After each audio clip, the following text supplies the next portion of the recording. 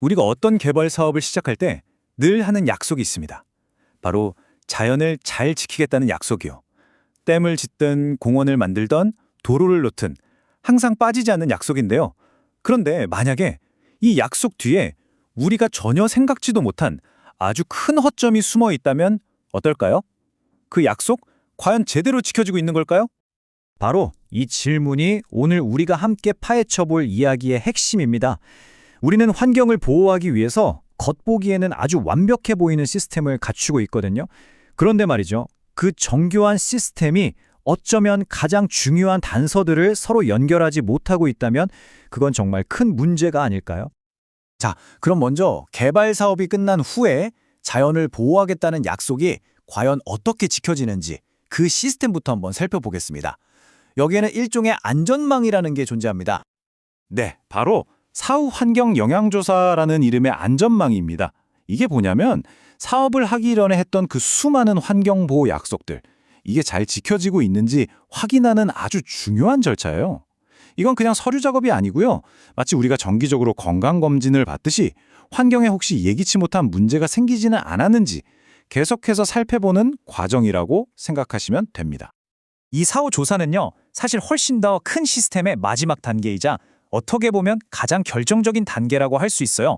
계획 단계에서부터 시작해서 사업 승인 전에 아주 상세하게 평가를 하고 그리고 마지막으로 공사가 끝난 이후까지 환경을 계속 지켜보는 거죠. 어떠세요? 들어보면 정말 이론적으로는 흠잡을 데가 없어 보이죠? 근데 바로 여기에 함정이 있었습니다. 바로 이 지점에서 문제가 생기기 시작합니다. 겉보기에는 이렇게 튼튼해 보이는 시스템 안에 사실은 서로 다른 두 개의 보고서가 절대 만나지 못하는 그런 숨겨진 허점이 있었거든요. 바로 여기가 문제의 핵심입니다. 자, 한번 상상해 보세요. 두 팀이 있는데 서로 완전히 다른 보고서를 만들어요. 한쪽 팀은 강에 사는 수달이나 물고기 같은 생물들을 조사하고요. 다른 쪽 팀은 그 생물들이 사는 집, 바로 그 물의 상태를 분석합니다. 이게 뭐랑 같냐면요. 의사 두 명이 한 사람을 진찰하면서 서로 차트를 전혀 공유하지 않는 거랑 똑같아요. 한 명은 엑스레이만 보고 다른 한 명은 혈액 검사 결과만 보는 거죠. 과연 이걸로 제대로 된 진단이 나올 수 있을까요? 네, 바로 이 단절이 정말 예상치 못한 결과를 낳게 됩니다. 지금부터 이 분리된 접근 방식이 실제 현장에서 얼마나 안타까운 비극을 만들어내는지 그 결과를 한번 직접 확인해 보시죠. 이건 그냥 이럴 수도 있다는 가정이 아닙니다. 실제 데이터를 통해서 이 단절이라는 게 얼마나 심각한 결과를 낳는지 지금부터 보여드리겠습니다. 첫 번째 사례는 우리에게 아주 친숙하고 또 사랑스러운 동물이죠. 바로 수달에 대한 이야기입니다. 이 수달은 법적으로 보호받는 아주 중요한 종이기도 한데요. 어느 한 공원 개별 사업에서 이 수달에게 정말 이상한 일이 벌어집니다. 이 그래프를 한번 봐주세요. 작년까지만 해도 이 지역에서는 수달의 흔적이 꾸준히 발견됐어요. 그런데 올해 조사를 해보니까 단 한 건도 발견되지 않은 겁니다. 마치 약속이라도 한 것처럼 수달들이 갑자기 완전히 사라져버린 거죠. 도대체 무슨 일이 있었던 걸까요? 그리고 정말 놀랍게도 바로 그 시점에 같은 강물의 수질 데이터를 보니까 정반대의 현상이 나타납니다. 화학적 산소 요구량, 그러니까 COD 수치가 갑자기 확 치솟았죠. 이건 물이 심각하게 오염되었다는 아주 강력한 신호거든요. 수달은 사라졌는데 오염 수치는 치솟고 이 두 그래프를 나란히 놓고 보면 누구라도 이거 뭔가 관련이 있구나 직감할 수밖에 없죠. 그런데 바로 여기서 이 시스템에 정말 결정적인 허점이 드러납니다. 알고 보니까 수달 흔적을 찾던 곳이랑 물을 떠서 검사한 곳의 위치가 아주 살짝 미세하게 달랐던 거예요. 고작 그 작은 차이 때문에 공식적으로는 수질이 나빠져서 수달이 사라졌다, 이렇게 결론을 내릴 수가 없게 된 겁니다. 아니, 누가 봐도 명백한 단서들이 눈앞에 있는데도 말이죠. 시스템 자체가 이 둘을 연결하도록 설계되어 있지 않았기 때문에 결국 수달의 실종은 공식적으로 원인불명의 미스터리가 되어버렸어요. 정말 안타까운 일입니다. 두 번째 사례는 좀 더 알아채기 힘든 아주 서서히 진행되는 문제입니다.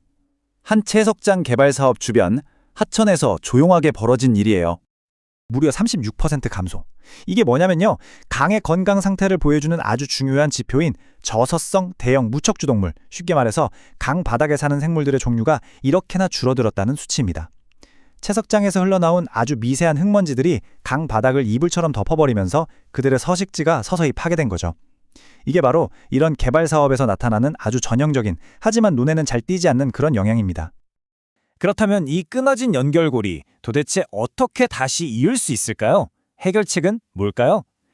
다행히도 연구원들이 제안한 아이디어는 놀라울 만큼 간단하면서도 아주 강력합니다.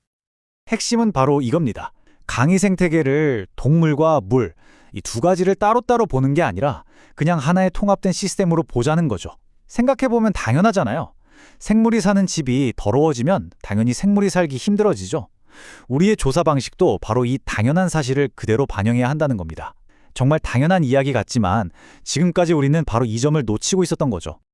그리고 이 아이디어를 그냥 말로만 끝내는 게 아니라 현실로 만들기 위해서 연구원들이 아주 구체적인 도구를 만들었습니다. 바로 두 가지 종류의 체크리스트예요. 첫 번째는 검토 체크리스트인데요. 이게 정말 똑똑하게 작동합니다. 만약 생태 보고서에서 수달이 사라졌네? 라는 결과가 나오면 시스템이 자동으로 잠깐 그럼 수질 보고서 관련 데이터도 같이 확인해! 라고 알려주는 거죠. 반대로 수질이 나빠졌다는 보고가 들어오면 그럼 주변 생태계에 무슨 변화가 있는지 살펴봐! 라고 지시를 하고요. 이렇게 흩어져 있던 단서들을 하나로 연결해서 문제의 원인을 훨씬 더 빨리 찾게 도와주는 겁니다. 두 번째 체크리스트는 여기서 한 걸음 더 나아갑니다. 문제가 터진 다음에 원인을 찾는 걸 넘어서 아예 계획 단계에서부터 문제를 예방하자는 거죠. 예를 들어서 사업할 곳 근처에 수달 같은 보호종이 산다는 걸 미리 알았다면 처음부터 생태조사 지점과 수질조사 지점을 똑같은 곳으로 정하고 같은 날짜에 조사를 하도록 계획하는 거예요. 문제가 생기기 전에 미리 막는 훨씬 더 똑똑하고 효율적인 방법인 셈이죠.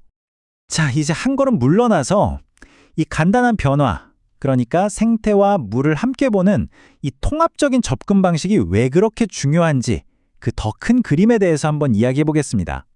이렇게 생태 데이터랑 수질 데이터를 함께 들여다보면 우리는 환경 변화를 훨씬 더 효과적으로 감시할 수 있게 됩니다. 문제 뿌리를 더 빨리 찾아내니까 당연히 더 정확하고 효과적인 해결책을 만들 수 있겠죠. 이건 단순히 규정을 지켰다 하는 수준을 넘어서는 거예요. 우리가 개발과 자연의 공존을 고민하면서 강 전체의 건강을 진짜로 관리하는 방식으로 나아간다는 걸 의미합니다. 결국 우리가 놓치고 있었던 건 강의 목소리를 온전히 듣는 방법이었던 것 같아요. 물의 목소리 따로, 그 안에 사는 생명의 목소리 따로 듣는 게 아니라 이 둘을 하나의 목소리로 함께 들어야만 비로소 강 전체의 이야기를 이해할 수 있는 거겠죠. 만약 강이 말을 할 수 있다면 그 물과 그 안의 생명은 함께 우리에게 과연 어떤 이야기를 들려줄까요? 이 질문에 대한 답을 찾아나가는 것이 앞으로 우리에게 주어진 과제가 아닐까 생각합니다.